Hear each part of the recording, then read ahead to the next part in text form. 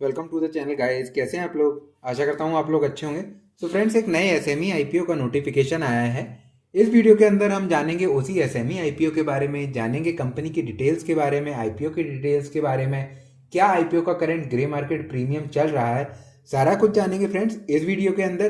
तो प्लीज़ बने रहिएगा वीडियो में। तो चलिए जल्दी से वीडियो को स्टार्ट करते हैं। तो सबसे पहले मैं लगाता हूँ फ्रेंड्स हमारा आईपीओ वाला स्क्रीन, वहीं पर हम हमारे डिस्कशन को कंटिन्यू करेंगे फ्रेंड्स।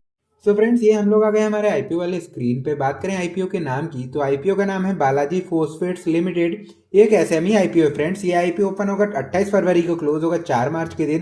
फेस वैल्यू रखा गया 10 रुपीज़ पर शेयर का। बात करें इसके इशू प्राइस की, तो वो आपको देखने को मिलेगा 66 से 70 रुपीज़ पर शेयर का।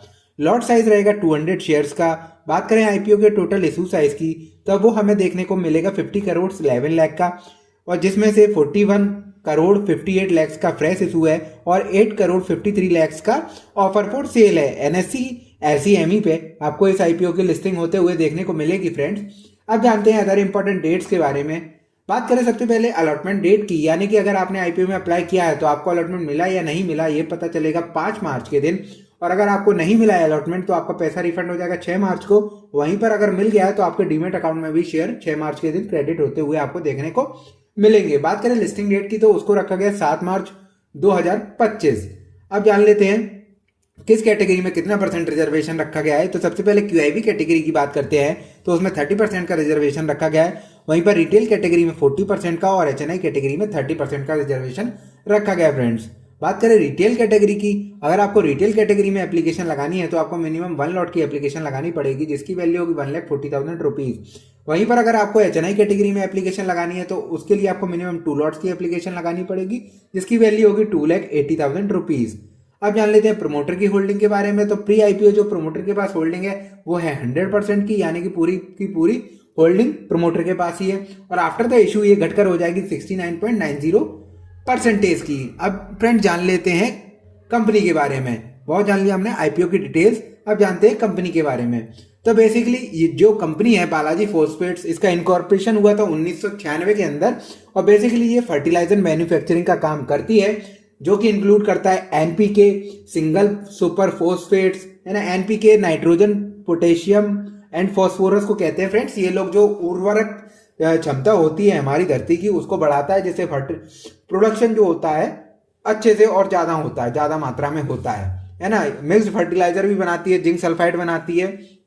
तो ये और जो भी ये बनाती है वो सारे India fertiliser control order standard के हिसाब से ही बनाती है ना। इनके जो ब्रांड आपको मार्केट में देखने को मिलेंगे वो मिलेंगे BPPL और रत्नाम। इन दोनों ब्रांड्स के नाम से आपको ये देखने को मिलेंगे। और ये लोग जो इनके कस्टमर्स हैं, यानी कि जिनको ये अपना माल बेचते हैं, वो रिटेलर है, होलसेलर है and corporative with farmers as a end user, है ना। तो इन सबको रिटेल भी करती है, होलसेल भी करती है कंपनी, सारा कुछ करने का ये काम करती है ना।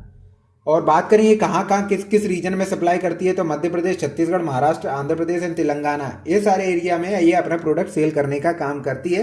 कंपनी के पास करंटली एक ही मैन्युफैक्चरिंग यूनिट है, जो कि देवास मध्य प्रदेश में लोकेटेड है फ्रेंड्स, है ना। बात करें इसकी कैपेसिटी की, तो जो ये कंपनी बनाने की कैपेसिटी है, मतलब सिंगल सुपर फोस्फेट, वो है 1,20,000 मेट्रिक टन। वहीं पर बात करें जिंक सल्फाइड की, तो वो है 3,300 मेट्रिक टन। और एनपीके की जो है वो है 49,500 मेट्रिक टन। कंपनी के पास अभी करेंटली 40 एम्प्लॉयज हैं, स्किल्ड एंड अनस्किल्ड दोनों को मिलाकर। तो फ्रेंड्स ये हुई कंपनी की डिटेल्स। अब जानते हैं कंपनी के फाइनेंशियल के बारे में। सो फ्रेंड्स ये मैंने लगा लिए कंपनी के फाइनेंशियल। बात करें एसेट की, तो एसेट 2023 से 2024 के अंदर हमें डिक्रीज होता हुआ देखने को मिल रहा है। बात करें रेवेन्यू की, तो उसमें हमें हल्का फुल्का जंप देखने को मिल रहा है। 144 करोड़ से बढ़कर ये 151 करोड़ तक पहुंच चुके हैं। वहीं पर बात करें प्रॉफिट आफ्टर टैक्स की, तो उसमें हल्का फुल्का गिरावट हमें देखने को मिल रही है, मामूली सी, करीबन 5 लाख की। 6 करोड़ 9 लाख से घटकर 6 करोड़ 4 लाख पे हो चुके हैं।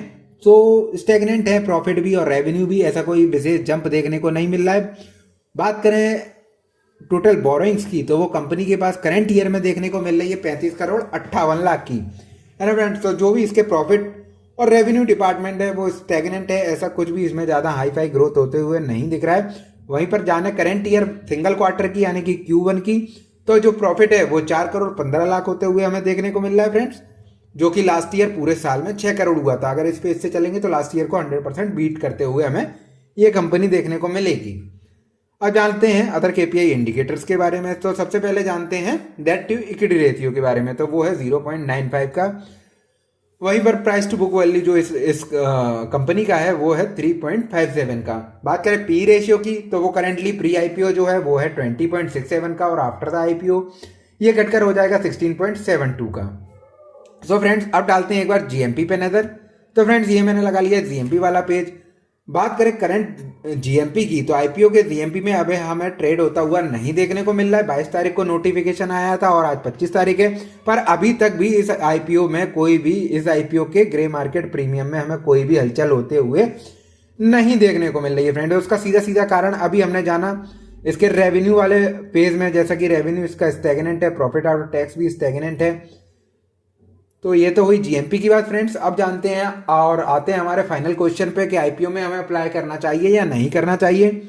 So friends for the listing in purpose you can definitely go if the GMP goes above 40 to 50%, और for the long term purpose revenue और जो प्रॉफिट है वो स्टेगनेंट है, पर करंट ईयर में हमें अच्छा देखने को मिल रहा है। वहीं पर जो पीई जो कंपनी लेके आ रहे हैं वो 16 के पीई पे आ रहे हैं। डेट टू इक्विटी रेशियो 1 के नीचे है ना। काफ़ी एनपीके वगैरह जो है, आजकल फर्टिलाइजर के बिना प्रोडक्शन होता नहीं है, क्योंकि पॉपुलेशन इतना बढ़ गया है तो फर्टिलाइजर की ज़रूरत पड़ती ही पड़ती है, अदरवाइज इतना प्रोडक्शन नहीं दे सकते हैं।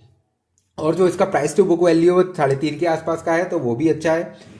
सो फ्रेंड्स मेरा इसमें जो है for the long term perspective, तो मेरा जो पॉइंट ऑफ व्यू है वो येस का है। आप जा सकते हैं इसमें for the long term purpose, क्योंकि ये फर्टिलाइजर बना रही है और काफ़ी ज़्यादा डिमांड में भी रहता है फर्टिलाइजर्स, है ना friends. So you can definitely go for the long term purpose. अगर आपको लगता है तो आप लॉन्ग टर्म के लिए इस आईपीओ को रख सकते हैं फ्रेंड्स, है ना। स्टेगनेंट जरूर दिख रहा है प्रॉफिट, पर करंट ईयर में कंपनी मेहनत कर रही है और काफ़ी पुराना कंपनी है, 1996 का है ना। So that's why I am giving ये सिग्नल फॉर दिस आईपीओ। ये फ्रेंड्स मेरा पॉइंट ऑफ व्यू है, बाकी आप अपने रिस्क प्रोफाइल के हिसाब से डिसाइड कीजिएगा कि आपको आईपीओ में जाना है या नहीं जाना है। ये कोई भी बाय सेल रिकमेंडेशन नहीं है फ्रेंड्स। तो फ्रेंड्स आज हमने जाना Balaji phosphate limited SME IPO के बारे में। So that's all for today guys. Thanks for watching the video. Please like the video and subscribe to the channel. Thank you.